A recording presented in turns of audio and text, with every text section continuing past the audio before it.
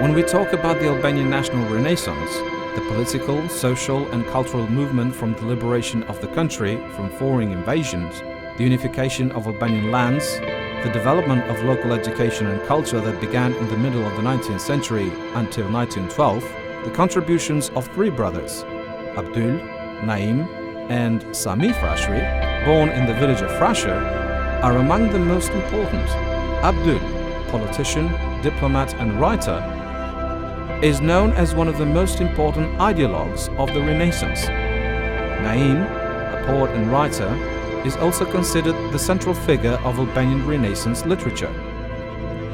Sami, a philologist, playwright and publicist, provided an extraordinary contribution to the publication and distribution of the first magazines in Albania.